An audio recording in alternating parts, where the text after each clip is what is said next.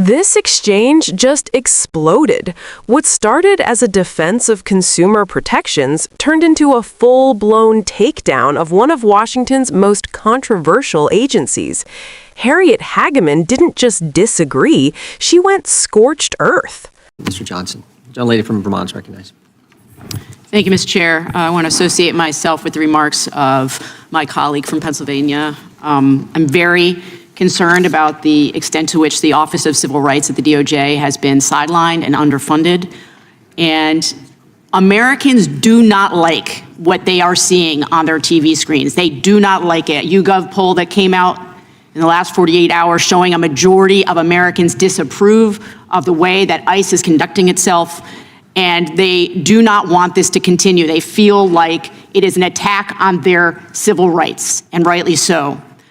I also want to talk about the fact that it's very difficult to sit here and take seriously any efforts regarding going after fraud from my colleagues on the other side of the aisle when one of the first things that President Trump did when he was sworn in is he went after the Consumer Financial Protection Bureau, an agency that is independent, and its goal is to protect U.S. consumers. That's literally its mission. And at the beginning of his second term, Trump appointed an acting director who directed the Consumer Financial Protection Bureau to stop any regulatory activity and moved to fire 90% of the agency's staff.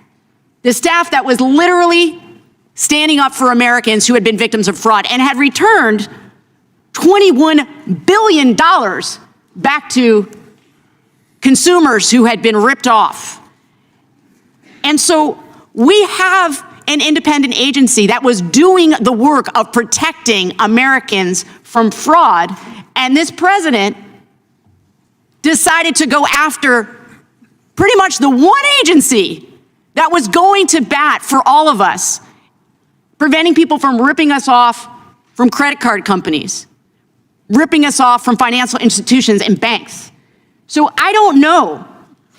Will the gentlelady yield? I certainly will. I yield to the ranking member. It's such an excellent point you're making that they targeted the Consumer Financial Protection Bureau, which was all about combating fraud against American consumers. But you could add to that that they sacked 17 inspector generals in all of the federal agencies whose precise job it is to ferret out waste, fraud, and abuse. I'm so glad, Mr. Ranking Member, that you brought that up. That's exactly right.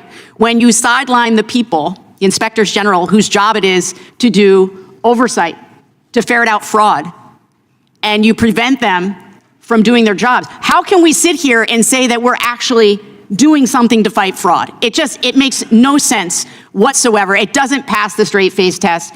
And it's difficult for us, day in and day out. I feel like we come in here and we have to exist in some kind of upside down land. And people want us to forget the stuff that happened just a year ago from this administration who came in gangbusters, preventing us from doing the things to protect our constituents from fraud. And then we sit here and we are asked to forget all of that. And I want to just be on the record today that what happened to the Consumer Financial Protection Bureau was a travesty. It was an agency that was sticking up for all of us, and it has now been hollowed out. And I don't know how you can sit here and say that you're fighting fraud when that is what has happened. Mr. Ranking Member, do you need more time? Well, I appreciate that. I mean, what we've seen from the beginning of the administration, a dismantling of the infrastructure that is designed to combat foreign corruption, fraud. They took down the Foreign Corrupt Practices Act and said that they wouldn't enforce that any further. There's been a dismantling of the governmental infrastructure against fraud and corruption. So now, essentially, they want to take all of these crimes whose prosecution and whose investigation they've neutered in the government, and then suddenly revive attention to it simply through the immigrants and the immigration system. And I think it's a pathetic way for them to proceed, and I appreciate your yielding to me. And I yield back. Gentlelady yields back. The gentlelady from Wyoming is recognized. And the gentleman. I'm actually stunned that anyone would use the CFPB as the paragon of virtue. The CFPB is one of the most corrupt federal agencies ever created in the history of the United States. violates the Constitution and how it was framed. It was intentionally created so that there was no congressional oversight. It was created in such a way that Congress did not have the power of the purse over the CFPB. The Supreme Court has found both of those two aspects of the CFPB to be unconstitutional in the sense that it was not Congress that provided the funding for CFPB, but actually they basically identified their own budget receiving money from the Federal Reserve, making it impossible for the president to remove the head of the CFPB in violation of the Constitution and Article 2 of the United States Constitution. I've never seen an agency that worked harder to violate the due process rights of those businesses and entities that were the disfavored entities related to the CFPB. I watched as individuals were forced to disclose attorney-client privilege in violation of the law. I watched as they targeted, again, disfavored industries simply because they didn't like them, yet never were able to prove any kind of criminal conduct for those entities. The CFPB is exactly contrary to our very form and structure of government. I cannot imagine that anyone would hold it up as protecting us from fraudulent companies when it itself engaged in fraudulent activities. The targeting of individuals across this country by CFPB has been an absolute tragedy.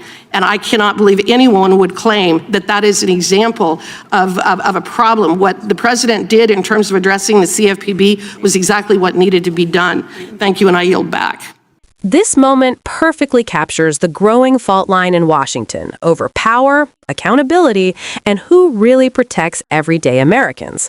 Becca Balint framed the CFPB as a watchdog that returned billions to consumers, an agency gutted, she says, to make fraud easier.